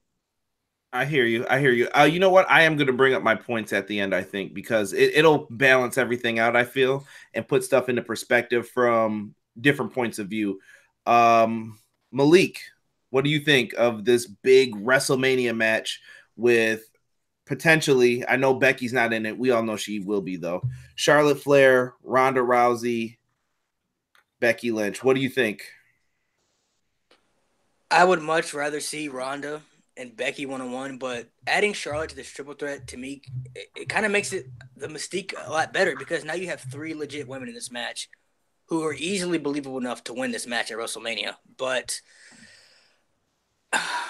I knew Twitter was going to be on fire especially after Raw ended. I knew, I seen people jump to conclusions saying, they're going to ruin Becky and, they're burying the storyline and all that crap. There's still a lot of stuff that's going to happen leading up to WrestleMania. Obviously, Becky's going to be in this match. For people who don't think she's going to be in this match, you're crazy. She's going to be in this match, and I think she's going to win, whether it's a triple threat or not at WrestleMania. She's the most over thing in wrestling right now, just anywhere in wrestling right now. I don't think this was the original plan. No, like Luke said, Becky got so over that they don't really have a choice but to put her involved in this, because that's what the fans want. And I knew it was going to be a triple threat after the whole Survivor Series thing when, Charlotte was beating the hell out of her with that kendo stick and they didn't have a clear winner of that match. I said right then and there, they're going to have a triple threat at WrestleMania. I mean, because they just didn't do that for no reason. You know what I'm saying? There obviously was going to be something behind that. They just didn't have her beat the hell out of Ronda and just not go anywhere with it. So I think it will be a triple threat. I do think this will be the main event, and I do think this has the potential to be one of the best female matches we've seen in a long time. Despite whether Charlotte deserves to be in it or not. I mean, to me, I don't think any other female in wrestling is a better in-ring talent than she is. I think she's the best in-ring talent for females in wrestling, but I don't have a problem with her being in this match. I don't think it steals the spotlight from Becky at all. I don't think it takes anything away from Ronda either. Like I said, it makes the interest level and it gives the anxiety level for wrestling fans to a new high, because the people want to see Becky win, but adding Charlotte to this match puts it in people's minds that, oh my God, they might give it to Charlotte because, quote unquote, her last name, or they might not let Becky have this moment. You know what I mean? So to me, right, the triple threat is a good idea. I think it should be a triple threat. But whether it's a triple threat or not, I don't see Becky losing. This match, I feel, has all happened because of that Nia Jax punch. I don't care what you want to call it. I usually call it the punch heard around the world or the shot heard around the world. I know that's a history reference for you guys. Do your homework this weekend. But that punch to the face completely changed WrestleMania instantly. Just like that. Like when CM Punk quit, it changed WrestleMania plans instantly. And I think that was a really good thing for Becky Lynch. As much as she hates it, she probably owes Nia Jax a dinner because of that. Kevin, she be getting her half that check. She better get her half that WrestleMania check at WrestleMania. Yeah, she ain't giving her that. Kevin, what do you think for this match? Well, I think that's a really good point you make about Nia and that punch actually helping Becky, because if that punch doesn't happen, we get Becky and Ronda at Survivor Series, and that's probably the end of it. We probably don't hear about those two again, and then we get Charlotte and Ronda at WrestleMania. Now, I personally would much rather see this be a one-on-one match between Becky and Ronda. I understand having, being a couple days removed from Raw. After Raw, I was actually my Twitter fingers were on fire. But Charlotte does bring another element to this match. She's one of the best female wrestlers ever.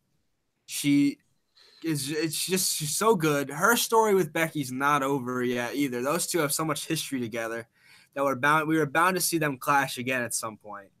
I would have rather see the one-on-one, but I also understand that adding Charlotte to the match probably makes it a better match and also draws in a lot more fans, I think, because I think there's a lot of Charlotte Flair fans out there who wanted to see her in this. So I'm at peace with the whole thing. I think Charlotte deserves to be there on an account. She's been like the backbone of the women's division for like 3 years now. She deserves it. I don't know if the story necessarily called for it, but and I think that ultimately it'll be a good thing. Mr. Fowl, we come to you. So this is probably the best thing that the WWE have done to rebuild kayfabe in a long, long time. This was the best way to piss off every single fan. And all of the smarks out there know that this match is going to happen anyway. It will be a triple threat. It doesn't matter. The amount of people that were angry about this, the second that Charlotte got put out there, I think that there's this saying about how everything old becomes new again. This is one of those situations. We haven't seen this for a long time, where the WWE haven't caved directly in to a reaction, a good one or a negative one. It feels like a story has been built, and it feels like this is a story that will take us to WrestleMania. I'm really happy about it. Like the amount of people that have been pissed because they don't understand that this is something that we've seen before.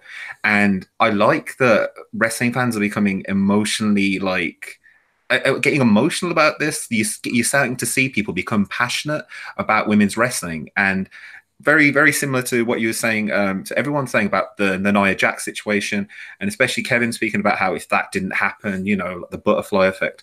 If that punch didn't happen, Becky Lynch would be in the women's tag team title match. That's where she'd be, losing in that women's tag team title match with someone else. It wouldn't be like this.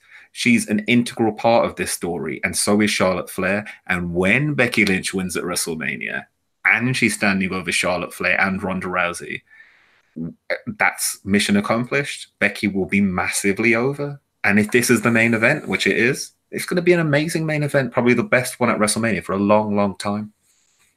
Exactly, yes. I mean, when's the last, think about it, this is the actual main event. When's the last main event that we've actually been excited for WrestleMania? The last three WrestleMania main events have been terrible. Triple H and Roman Reigns, nobody cared about that. Undertaker, Roman Reigns was terrible. Nobody cared about that. Last year, Brock, Roman, nobody cared about that either. So this is one of the actual main events. Hold on. I was there at 33. People care because once Undertaker, I saw tears in people's eyes when Undertaker started. That was after that hat and the jacket.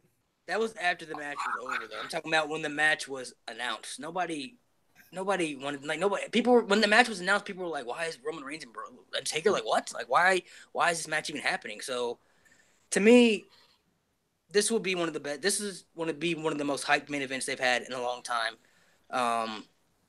I think this should be the main event. I would be highly disappointed if it wasn't. You know what I mean? But my only thing is, two things about this. One, if this is the main if they do have this triple threat, then that kind of leaves Oscar out of the equation. Then who fights Oscar? You know what I mean? He sees something about I Mandy was going to Rose. say the Oscar thing. I was going to say, where is my lovely, lovely Oscar? Where the hell is she? Yeah, she's Because nowhere. he said something about Mandy Rose, but is Mandy Rose really believable enough to go into WrestleMania where you think, okay, she might be able to beat Asuka? There's nobody left besides Charlotte, and it's not like Charlotte and Asuka can't have another rematch at WrestleMania. They have a great story to tell. They have unfinished business last year. It was Streak versus title. Charlotte was champion. Asuka was undefeated. And after Asuka lost, she kind of fell down and was forgotten about for a long time because of booking and stuff like that. Now, Asuka's the champion now. She's trying to build herself back up to be as dominant as she was. Well, what does she have to do? You got to beat the person that beat you. You got to beat the person that killed your streak last year at WrestleMania. That's Charlotte.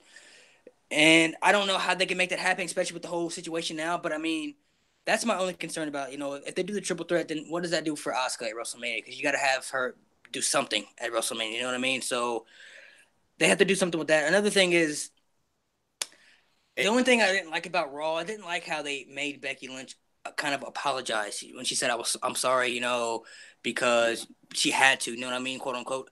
A lot of people want to compare her to be the female Stone Cold Steve Austin, but if you're gonna do that, Stone Cold Steve Austin would never apologize to anybody for anything in that situation. He would have, gave 2 middle fingers, gave you a couple stunners, said, screw you guys, I'm saying I am the main event, I am the attraction, blah, blah, blah. If you want to have me without the main event of WrestleMania, watch how bad WrestleMania is, stuff like that. But that's the only kind of thing that kind of bothered me about the situation. I didn't like how she apologized.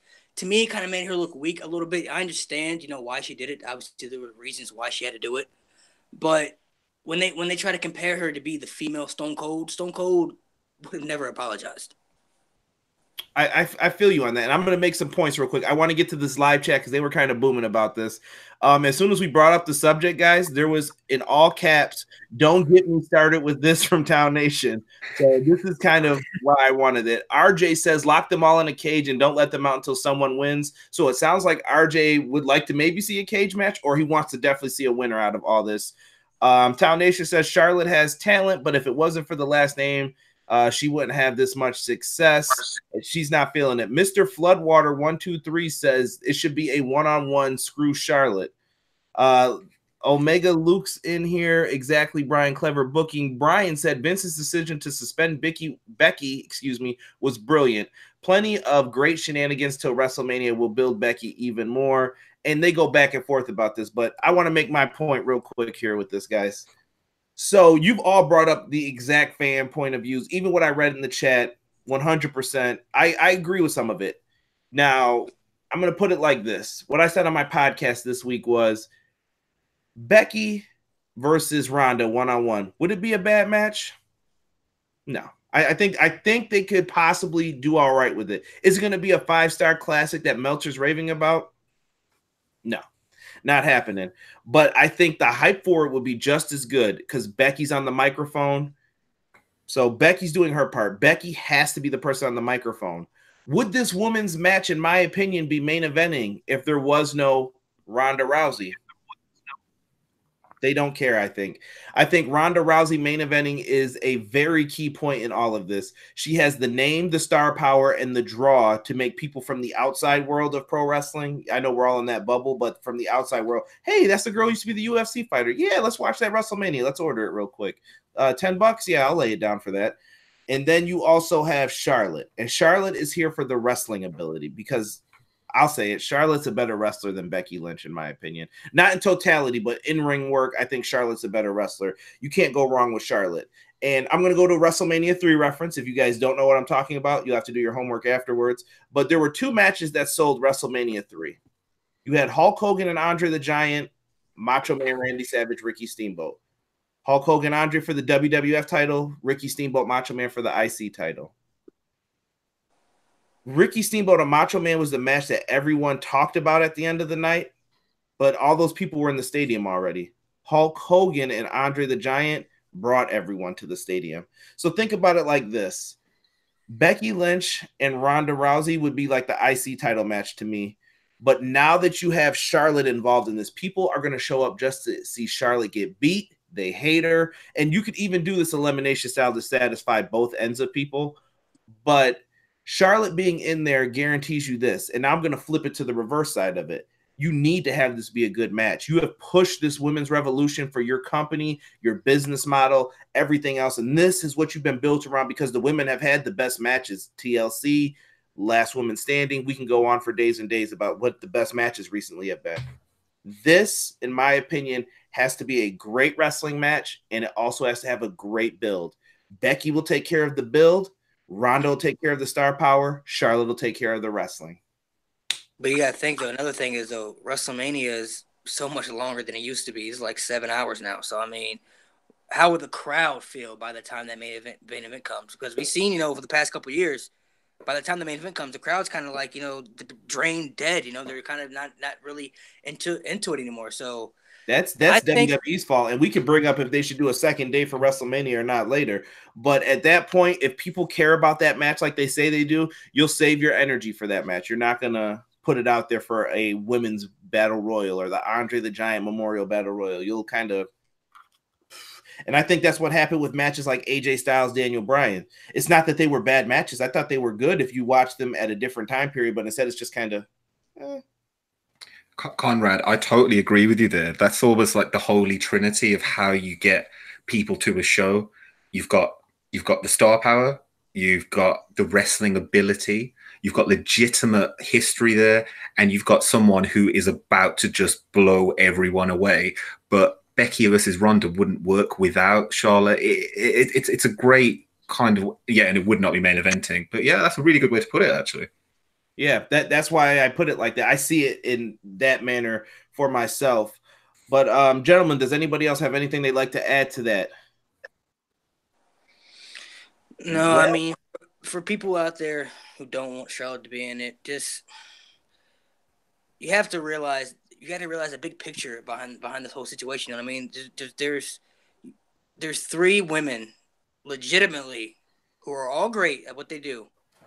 And it gives, like I said, it gives the mystique a lot more because adding Charlotte to this match puts it in your mind, okay, well, because of her quote-unquote last name, well, they're going to give it to Charlotte because of who she is? Are they not going to give it to Becky? Are they going to have Ronda win? You never know. So, I mean, the triple threat is a great idea.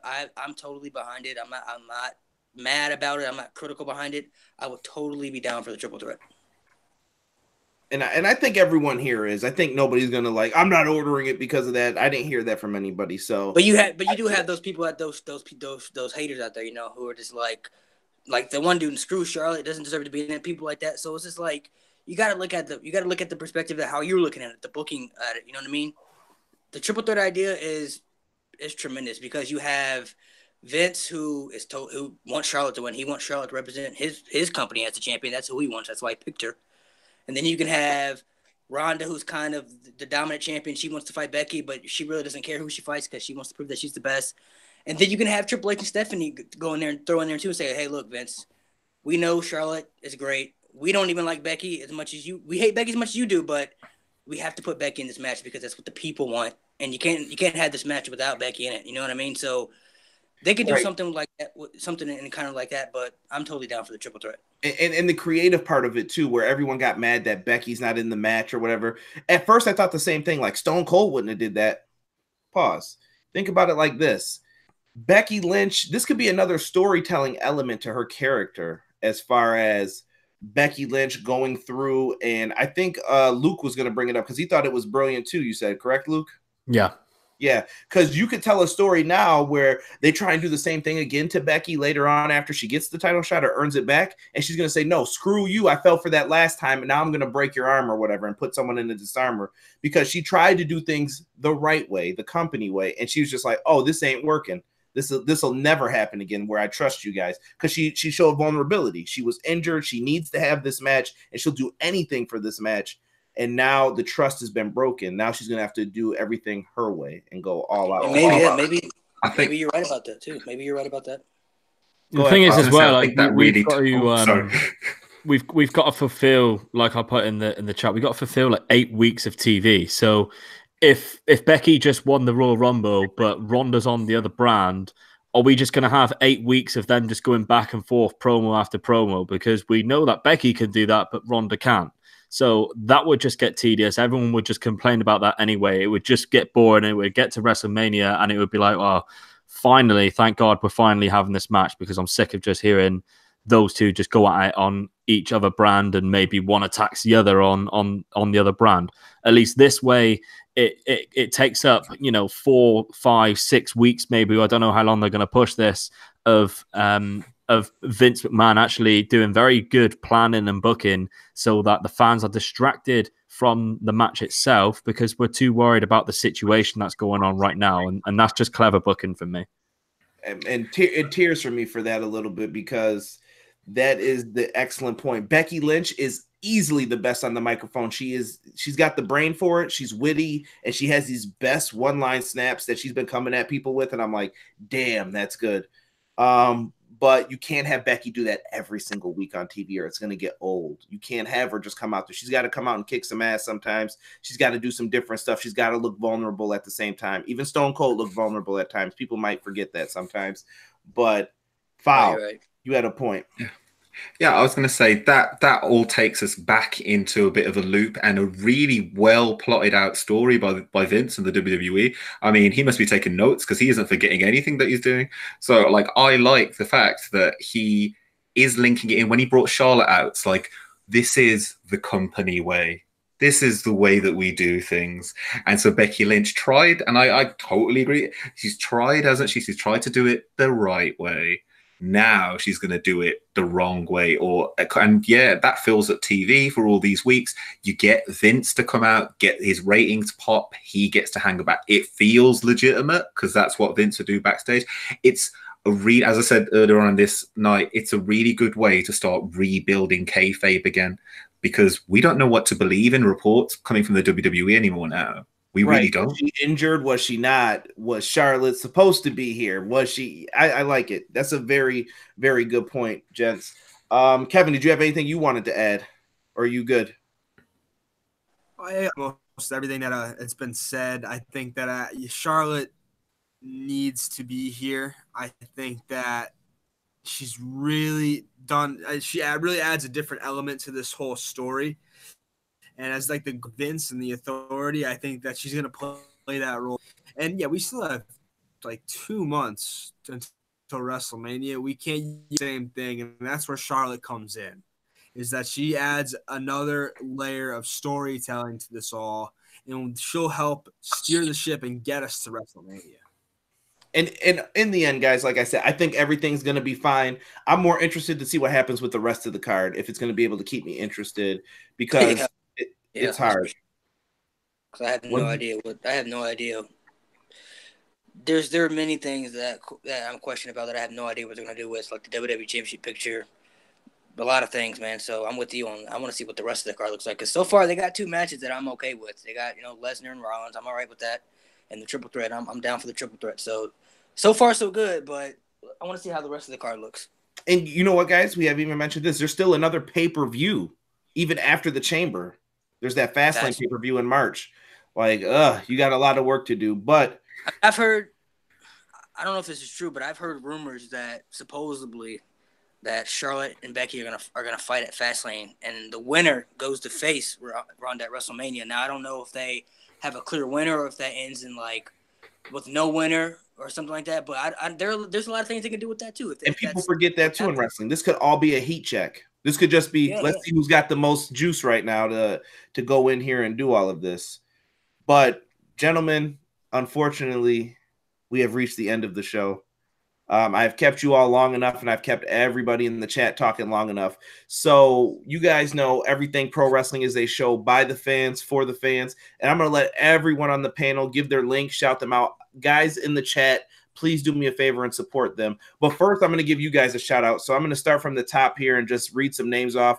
Chris Williams was in the chat. Thank you so much to everyone who was in the chat. KC Classic, Derek Shelton, Everything College Basketball, Connor's Live Reactions. We had Town Nation, Wilfred Watches, Brian Walsh. Who else? We have, well, that's Fowl right there. We are scrolling through. There are a lot of people in here talking, but if you guys came in, Original Biggie 1, Obi-Wan, thank you. RJ, thank you guys. Without you guys watching, the show wouldn't be as fun. So make sure you participate. Looking at some of these other guys in the chat stuff. Everybody in here is so cool. I love that we could talk wrestling without fighting and arguing and just have a good time with it. And I have to thank this entire panel. You guys are great. These are people who I actually consider friends from Twitter. I talk to them wrestling, non-wrestling stuff, and you guys are absolutely great. And I appreciate each and every one of you for taking time out of your busy Saturday to talk some pro wrestling with me.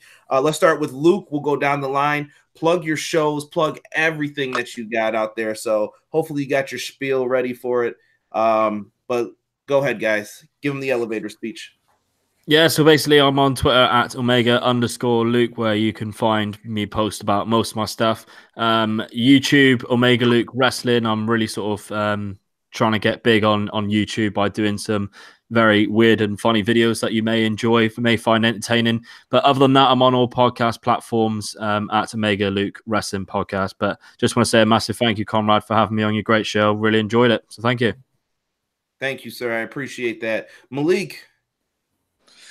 You guys can go subscribe to my YouTube channel, Narcolepsy Boy 94. I do trivias, I do skits, I do podcasts, I do wrestling reactions. You can find me on podcasts everywhere now. 24/7 Wrestling Podcast is my podcast. You can find me on Instagram and Twitter at Malik Kelly 94. Like I said, my YouTube channel is Narcolepsy Boy 94. I do skits on wrestling, other funny skits. I do podcasts about wrestling and other podcasts. I do reactions. I'll be having reactions tomorrow for Elimination Chamber, so make sure you go check that out. And I appreciate you having me on the channel, man. This was fun. That's right. And Malik will be on the Elimination Chamber review on the channel tomorrow night immediately after it's over. So make sure you guys stop through and check that out. One of the best bloggers I know, Kevin. And he's a podcaster now too. I'm sure he's going to tell us all about this. Kevin, let the people know where they can find you, man. You're too kind. You're too kind. You can find me on Twitter at Kisling. You could find my blog. It's thelastbloggerstanding.wordpress.com. Got a couple things coming down the pike there. And then yes, like Conrad said, I am now officially hosting the Wrestling Reverb podcast, which is available on all pod. You can find us on Twitter at Wrestling Reverb. And you can tune in on Monday, Elimination Chamber post-show sort of recap reaction type of show. Give your Twitter one more time, Kevin. I think you got cut off when you said that too. Oh, okay. Twitter is at Kevin C Wrestling. All right. And last but not least, my good friend Fowl. Fowl, and make sure you plug Wilfred's show into this too. Wilfred, I hope you're still in the chat hearing this. I've got my notes. So, hello everyone. I'm Fowl Original. You can join me on Twitter at @Fowl_Original. I'm also available on YouTube.com/FowlOriginalWrestling. But I'm also available on ProWrestlingTees.com/Fowl. But tonight, in like an hour and 20 minutes, I will be on the Wilfred Watches podcast for Fights of the Roundtable 3. I am joined, and I've got them all up in a listener, joined by @It's Ray Cash, @Harmonopoly, and @Keith the Chief, and of course, Wilfred. Tomorrow, I'll be doing a live reaction watch-along for Elimination Chamber. That's starting half an hour before the show with a little pre-show. And then we go live after that for the Hot Take Roundtable. With this week, we have, I'm going to get them all right, we have... yeah, damn it, pal. We have Josh from Wrestling Reverb. We also have Nicholas from GG Vision. We have Smiley Baboo from the TNT podcast. And we also have my boy Levi from the Ruthless Aggression podcast. And yeah, thanks very much, Conrad. This has been freaking awesome. You were an amazing ringleader. Guys, minus my flub when I pressed the mute button, I didn't come back right away because I was in another world talking to myself. I appreciate each and every one of you guys. Make sure you support their content. This wrestling community cannot grow without people supporting more of the smaller channels such as ourselves. I appreciate each and every one of them. And if you guys haven't, make sure you like and subscribe to the channel. I saw that my subscribers went up pretty good during this time frame, and I hope you guys enjoyed EPW Connects. And if you're in the live chat still, you guys can join me. Reach out to me on Twitter, Facebook, personal message me. even write it somewhere, as long as I can get to it and see it. And I will try to have you guys on a show. I want to have different guests every week. And if you guys want to come back, let me know. I'd love to have all of you guys back on. We're just going to discuss topics in wrestling every week and kind of just have a roundtable discussion about them and have some fun. So other than that, guys, we're out. Peace.